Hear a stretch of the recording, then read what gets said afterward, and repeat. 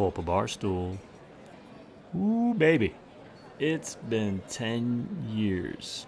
And as a result, man, there's been a lot of reflection going on the last few days for me. So it's 2 days since the 10-year anniversary of my journey, whatever that is, when I was laid off for the second time in about 2 years.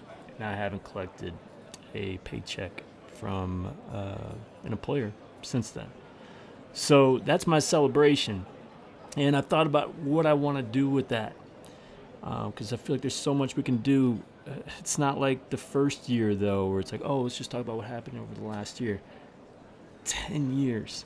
And there's just a lot to digest, a lot to dissect, a lot that I haven't really thought about in a while. My world has completely changed since then. But I think more than anything, this could give me a chance to get some perspective about where I was, how far this business has come. And it may even give you some things that you can connect with as well as you go through your own struggles or journey, whatever it be. I've thought about how I can slice and dice this. I think really what I want to start with today is the first 10 days, first weekish, first 10 days. And it may not go the way you expected it to. So if you can, you may have a brew, you may have a drink of some kind. Grab it, open your fridge, sit back, relax, pop a bottle. Let's do it.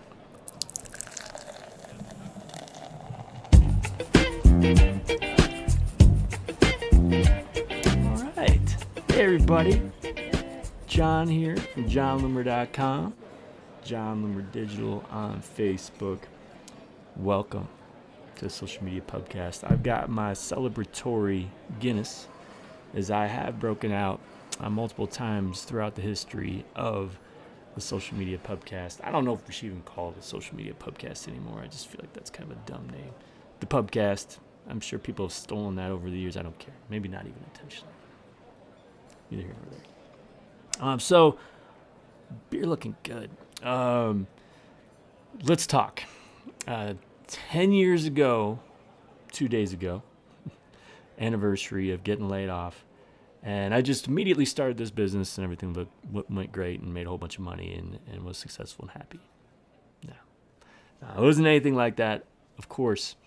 And what I want to talk about today is kind of where I was when I was laid off, the reality of, where I was going, what I thought I was going to do, what I thought I wanted at that time, what I was doing during that first 10 days, what I was feeling.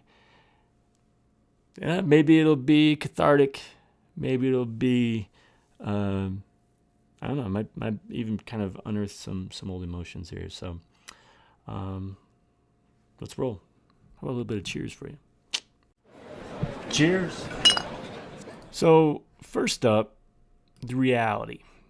The reality is I didn't start this business, or I think what a lot of people do is they plan a business while they have a job.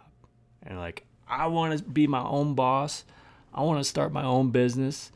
They start putting in the building blocks, the skeleton, maybe even test things out a little bit, confirm that, yes, I can make money on my own. Walk into your boss's office, say, I'm done, peace, out. Nope, that wasn't anything like that for me. The reality is I hadn't planned to start a business before I'd been laid off. I wasn't even thinking about starting a business once I'd been laid off. And the reality is, it really never even occurred to me that this was a possibility, particularly in those early days. And I think what you're going to find if we continue these episodes on this topic, it really wasn't until after time passed, after months, after some desperation, it's like, I can't find a job. I got to do something. That it happened. And it really wasn't well planned out. Just kind of happens spontaneously for the most part, out of necessity. Really want to talk about this because often we assume that others have it all figured out. So this guy who started a business, and he's been running that business successfully enough for 10 years now that he can talk about it, must have been educated and in this, and must have been like a business major. Must have had lots of experience in running a business at a high level. Had a business plan, had connections, had capital, all that stuff. You kind of assume those things, and none of it. And really, my first 10 days, as well as that first year, were complete chaos. Now, I don't remember, obviously, a lot of the details. Probably don't want to remember some of it. Funny thing is, we do have Facebook. And I use Facebook a lot, personally back then, more than I do these days. And I've even got my old Facebook post from August 18th, 2011. And it read, well, time to find a new job. Anyone have anything in sports, technology, social, or consulting? New opportunities. Let's talk about that next. Cheers. So the goal is to get to the end of this beer by the time we're done. Well, I guess we'll see. So, as you can see or hear from that initial post on the day I was laid off, and I still remember it. It's not that it was unexpected, because there was another round. I was working at American Cancer Society at the time. There had been another round of layoffs before me, and it was a tough time in the economy, 2011. I really had an experimental position I was the vice president of digital marketing for our branch, and that position didn't exist before I came on, which is kind of a trend if you look back at some of the things I did. And but I kind of saw it coming. I was on the higher pay range for a nonprofit, and if you're trying to cut costs, it makes a lot of sense to lay me off. So that said, so what was I looking for at the time? As you could hear there, I was looking for a job. I thought I needed a job, and whether it be full-time job, consulting, sports, technology, social is kind of the things I was focusing on there. Because I also had experience at the NBA. I worked for the National Basketball Association for 3 years. And my first exposure to Facebook came while I worked for the National Basketball Association. I also had moved a lot. So my initial jobs in insurance were in Colorado. Moved to New Jersey for the NBA. Moved back to Colorado for a couple of jobs, eventually landing on American Cancer Society. And that's where we wanted to be, was in the Denver area. So I really didn't want to move again. So either wanted something local, work remotely. I felt like I was putting a lot of pressure on my family. And that was just unnecessary. We didn't want to keep doing that. Quick drink. Cheers. So that's kind of what I wanted at the time. So, what I was doing then that first 10 days, I was applying for jobs. I just remember sitting in my office in our house, and my wife would send me over, job openings, emailing to me. She was really supportive. Give her lots of credit because she didn't have to be. She, especially after those first few weeks and months, would be like, "What the hell are you doing?" But I just, job boards, like you remember the Monster and all kind of, like, you remember all those, and some of you probably have used them. And so, but it was really hard because like there's so little that matched my experience, which I think I'll talk about in a separate episode at some point, which was good and bad, and just my desires. Like that American Cancer Society job was really cool. A lot of freedom, and to be working in something like digital advertising, digital marketing, when that was really starting to explode, was a privilege. It was great. And to be doing something for an organization that's making a difference for people with cancer, it's a great feeling.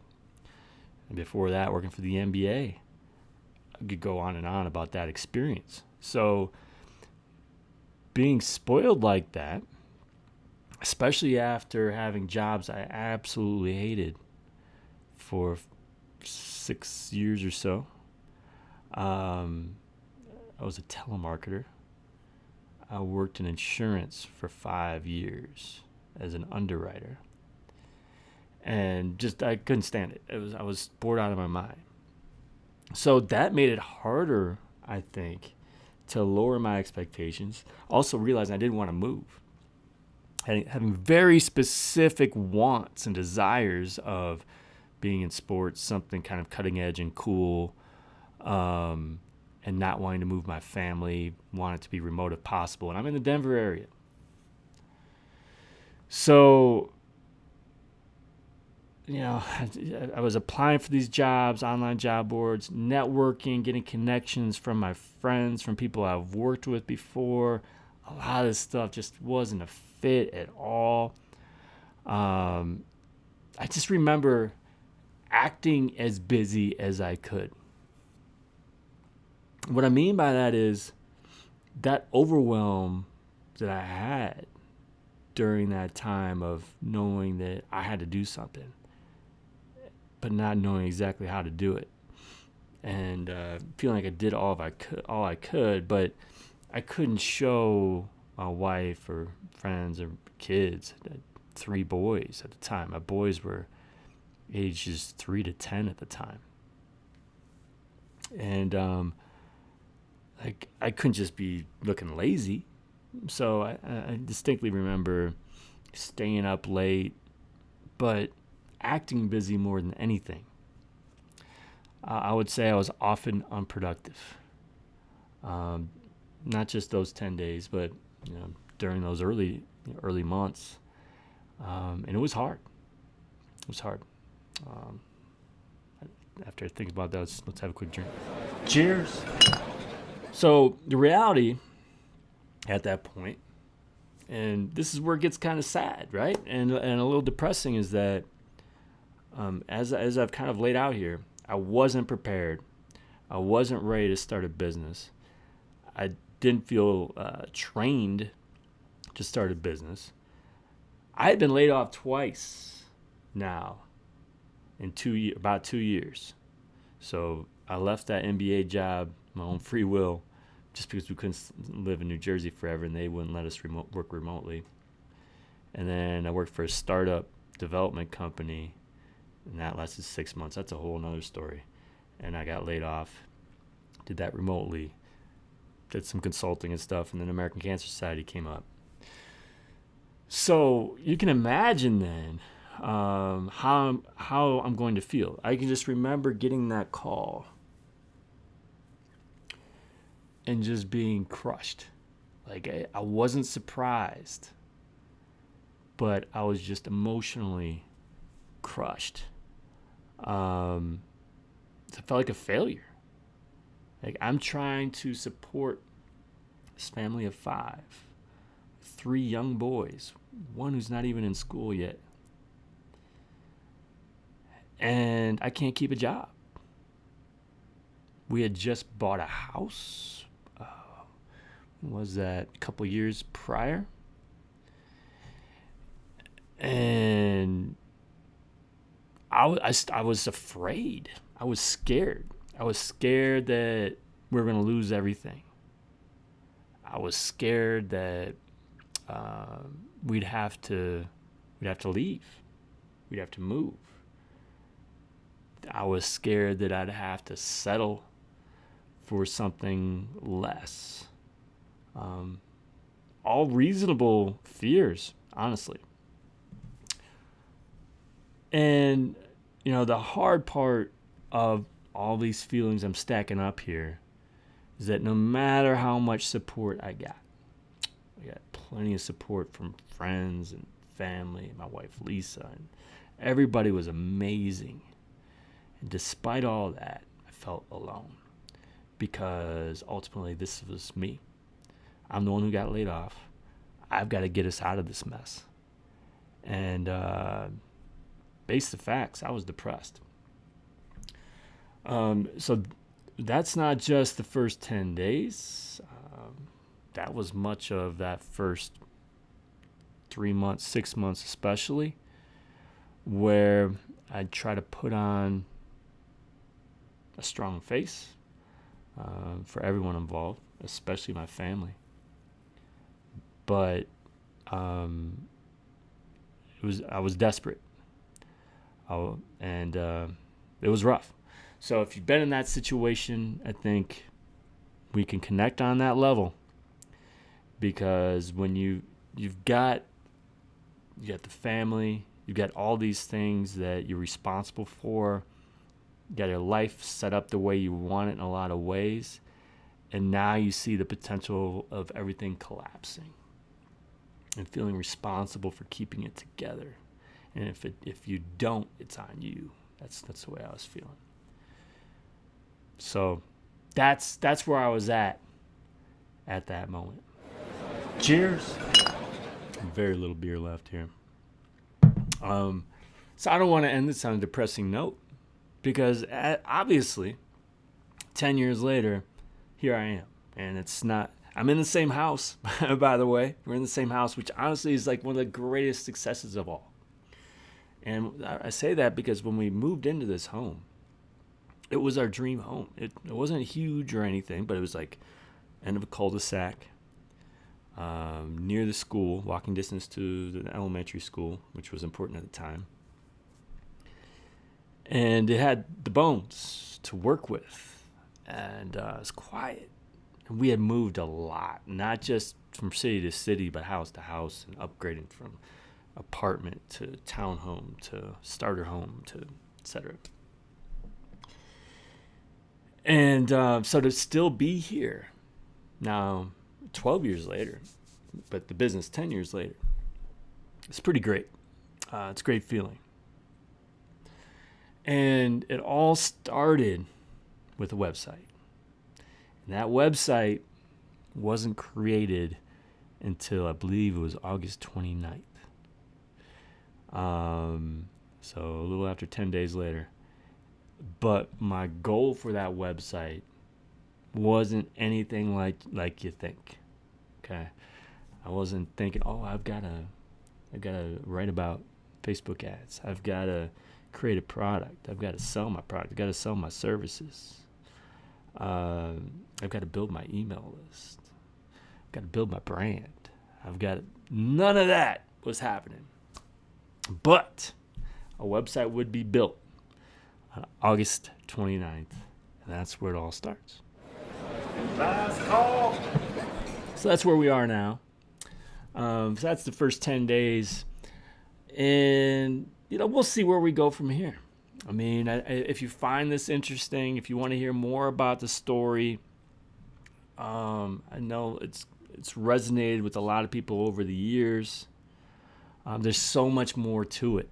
The big why that you need in your life, as far as like why I didn't want to move my family. Big part of that, our oldest son, Michael, is a cancer survivor. Didn't even get there today. But that could be a whole nother episode. Thanks for joining me. If you want me to continue with this, make this more of a series, if you'd like to see more content, written content, even training content related to how this all happened, how I created my business, how I still have a business 10 years later. I need to hear it. I can't just, I've experimented with this before. I can't just assume that this is what you want and then open the doors. We got nothing. So give me a shout. You drop me an email, john@johnloomer.com. Shout me out on Twitter, @JohnLoomer, Facebook, John Loomer Digital. You know all the places to find me, I hope. But thanks for joining me today. Kind of pulled some scabs there, but it felt good. Good to talk about it. Until next time, do awesome things. I'm out.